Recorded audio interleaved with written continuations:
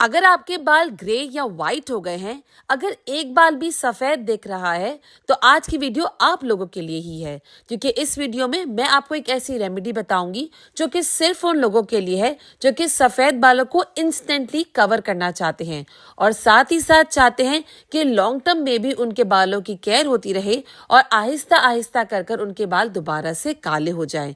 यहाँ कोई chemical dye use नहीं करूंगी, लेकिन फिर भी अगर सही तरीके से बनाओगे और ऐसे ही अप्लाई करोगे तो रिजल्ट्स आपको क्लियरली विजिबल होंगे और पहले ही एप्लीकेशन में आपके वाइट बाल कवर हो जाएंगे। इसलिए मैं हर स्टेप को डिटेल में समझाऊंगी, कहीं भी जल्दी करने की जरूरत नहीं है। इस रेमेडी की मेन पावर पाउडर से आती है। अगर पाउडर ही गलत बना तो चाहे आप पेस्ट कितना भी अच्छा बना लो, रिजल्ट्स आपके बहुत वीक बनेंगे। इसलिए सबसे पहले हम पाउडर का प्रोसेस समझते हैं। सबसे पहले एक बोल में आपको सारे इंग्रेडिएंट्स को इकट्ठा करना है। ये इंग्रेडिएंट्स मैंने ऐसे ही चूज नहीं किए, हर चीज का स्पेसिफिक रोल है। अगर आप एक इंग्रेडिएंट भी स्किप कर दोगे तो ब्लेंड का बैलेंस डिस्टर्ब हो जाएगा। सबसे पहला इंग्रेडिएंट है जटामांसी, जिसको आप स्पाइक नट या बालझड़ भी कह सकते हो। ये इंग्रेडिएंट स्कैल्प बैलेंस और हेयर रूट को सपोर्ट के लिए जाना जाता है। इसको पहले वॉश किया जाता है और फिर कंप्लीटली सुखाकर आप इसमें यूज कर सकते हो। अगर आप इसको तेल में यूज करोगे तो आप इसे जरूर सुखाना। अगर आप इसे किसी मास्क में या टोनर में यूज करो तो आप इसे हल्का बहुत वेट रहने दे सकते हो। इस स्टेज पर आपको इसको हाथों से बस अंदाजन कट करना है। छोटे छोटे टुकड़ों में करोगे तो इसका सरफेस एरिया बढ़ जाता है। इसका रीजन ये है कि इसके जो नेचुरल कंपाउंड्स है उसको हम डैमेज नहीं करना चाहते। ये इंग्रेडिएंट्स पाउडर बनने से पहले थोड़ा सा हल्का ओपन हो जाता है। नेक्स्ट इंग्रेडिएंट है हिबिस्कस फ्लावर यानी कि गुड़हल के फूल। अगर सूखे हैं तो ज्यादा बेहतर है, क्योंकि सूखों में कलर ज्यादा अच्छे से रिटेन रहता है। मैं यहाँ पर 4 फ्लावर्स यूज कर रही हूँ। ज्यादा क्वांटिटी यूज करना बेटर रिजल्ट नहीं देता। अक्सर लोग सोचते हैं कि हम जितनी ज्यादा क्वांटिटी यूज करेंगे उतना बेहतर रिजल्ट मिलेगा। ये सच नहीं है। इस प्रोसेस में बैलेंस सबसे ज्यादा इंपॉर्टेंट है। गुड़हल का जो रोल है वो सिर्फ कलर का नहीं होता, ये हेयर को सॉफ्टनेस देता है, स्मूथनेस बढ़ाता है। गुड़हल को आपको अभी ग्राइंड नहीं करना, अभी इसको बस हाथों से तोड़ लो। अगर आप अभी ग्राइंड कर लोगे तो उसका सारा मॉइस्चर अभी ही निकल जाएगा, जो कि हम नहीं चाहते। अब बात करते हैं ब्लैक सेसमे सीड्स की। इसकी क्वांटिटी आपको 1 टेबलस्पून चाहिए। ये काले तिल काम तो स्लो करते हैं लेकिन बढ़िया करते हैं। अगर आप लोगों के पास इनमें से कोई भी इंग्रेडिएंट्स मौजूद नहीं है तो आप मुझे कमेंट जरूर करना। हो सकता है कि मेरे पास उस इंग्रेडिएंट को ऑल्टरनेटिव हो तो मैं आप लोगों की हेल्प बिल्कुल कर सकती हूँ। अब जाएगा इसमें क्लोव्स यानी कि लौंग।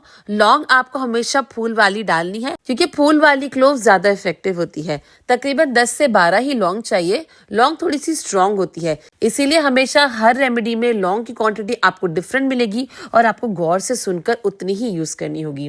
फिर इसमें जाएगी कलौंजी। ये बहुत कॉमन है, ये आपको बहुत सारी ब्लैक हेयर डाई रेमेडीज में मिलेगी। इसीलिए कलौंजी ना सिर्फ आपके बालों को कलर देने के लिए इंपॉर्टेंट है, बल्कि बालों की क्वालिटी भी बढ़ाती है, यानी बालों को अच्छा करती है, स्ट्रॉन्ग बनाती है, जड़ें मजबूत करती है और बालों की लंबाई को भी इतनी मजबूती देती है कि बाल आपके मोटे होते चले जाते हैं। अब जाएगा इसमें रतन जोत। रतन जोत हो सकता है आपके पास अवेलेबल हो, स्पेशली अगर आप मेरी ब्लैक हेयर डाई रेमेडीज पहले भी यूज करते हो। अगर किसी वजह से रतन जोत अवेलेबल नहीं है तो आप इसे स्किप कर सकते हो।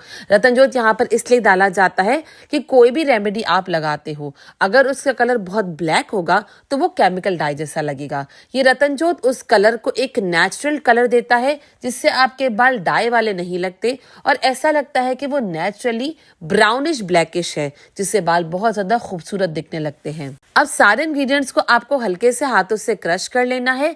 अभी आपको यहाँ पर किसी भी ग्राइंडर या मशीन का यूज नहीं करना, सिर्फ इतना कि इंग्रेडिएंट्स हल्के से ओपन हो जाए। इस मिक्सचर को आपको 15 से 20 मिनट के लिए ऐसे ही छोड़ देना है। इस रेस्ट से इंग्रेडिएंट्स एक दूसरे के साथ इंटरेक्ट करने लगते हैं, जो कि आपकी रेमेडी के लिए बहुत ज्यादा इंपॉर्टेंट है। अब आपको 15 मिनट के बाद एक लोहे की कढ़ाई लेनी है। ये सारे इंग्रेडिएंट्स इस पैन में डालने हैं।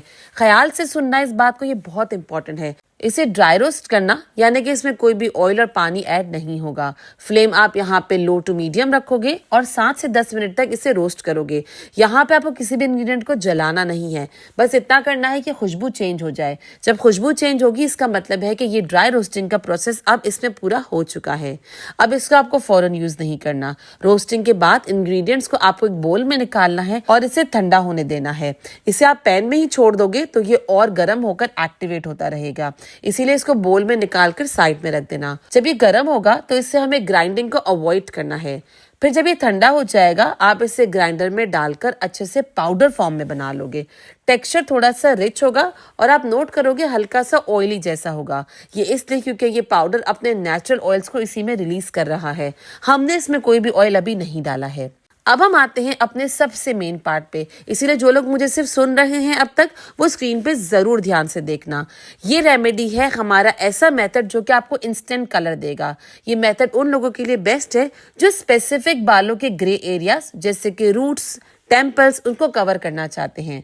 इस मेथड में हमको कंट्रोल ज्यादा होता है और एप्लीकेशन आपका बहुत प्रिसाइसली होता है। अब आपको एक छोटे से ग्लास का बोल ले लेना है। इसमें आप वही 1 से 2 टेबलस्पून पाउडर डालोगे जो कि अभी हमने बना के रखा था।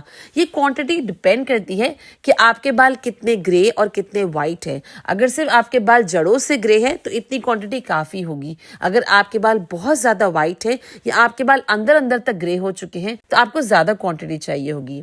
अब हम इसमें डालेंगे एलोवेरा जेल।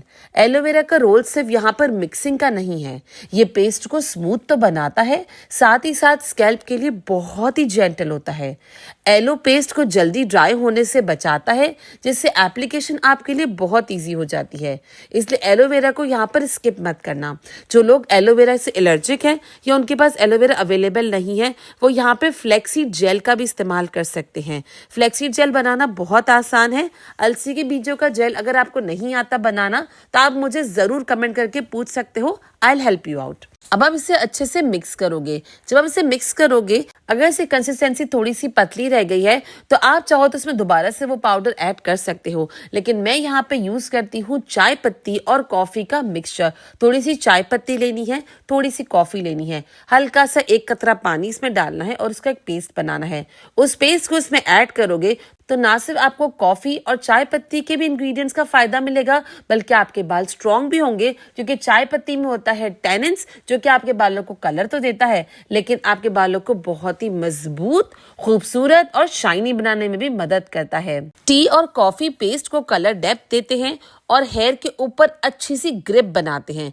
इसी वजह से ये कलर अनइवन नहीं लगता, पूरे बाल आपके एक ही कलर के कंसिस्टेंटली कलर होते हैं। अब यहाँ पर कंसिस्टेंसी का मूवमेंट आता है। ये स्टेप बहुत इंपॉर्टेंट है। पेस्ट ना ज्यादा थिक होनी चाहिए और ना ही बहुत ज्यादा रनी होनी चाहिए। पेस्ट ऐसा बनना चाहिए कि आगे जाकर हम जब इसे टूथब्रश पे लगाएंगे तो वो टूथब्रश पर टिके रहना चाहिए, उस पर ड्रिपिंग नहीं होनी चाहिए। अगर पेस्ट ज्यादा थिक होगा तो थोड़ा लिक्विड आप इसमें ऐड कर सकते हो और अगर पेस्ट थिन है तो थोड़ा सा पाउडर जैसे मैंने पहले बताया वैसे ऐड कर सकते हो। ये बैलेंस ही फाइनल रिजल्ट को डिसाइड करने वाला है। अब आपको पेस्ट बनने के बाद इसको फौरन नहीं लगाना, 10 से 15 मिनट के लिए इसको आराम करने दो। इस रेस्टिंग टाइम से इंग्रेडिएंट्स प्रॉपर्ली आपस में बाइंड होते हैं और पेस्ट स्टेबल होती है। जो लोग इसे पहले लगा लेंगे ना शायद वो रिजल्ट्स नहीं मिलेंगे जो कि आप चाह रहे होंगे। एप्लीकेशन के टाइम पेस्ट ज्यादा स्मूथ फील होगी अगर आप इसे थोड़ी देर आराम करने दोगे। एप्लीकेशन के लिए आपको एक साफ टूथब्रश चाहिए। प्लीज कोई भी पुराना टूथब्रश यूज मत करना तो बेहतर है। पेस्ट को आपको लाइटली टूथब्रश पे लेना है, सिर्फ वहीं लगाना है जहां पर आपके ग्रे हेयर या व्हाइट हेयर है। रूट से नीचे की तरफ ब्रश किया जाता है। ज्यादा पेस्ट एक साथ लगाना अवॉइड करो तो बेहतर है। जितनी हल्की लेयर लगाओगे उतना ज्यादा बेहतर है। लाइट लेयरिंग हमेशा बेटर रिजल्ट देती है। ये मेरा अपना आजमाया हुआ टोटका है। पेस्ट को आपको पूरे तरीके से अपने बालों में लगाना है।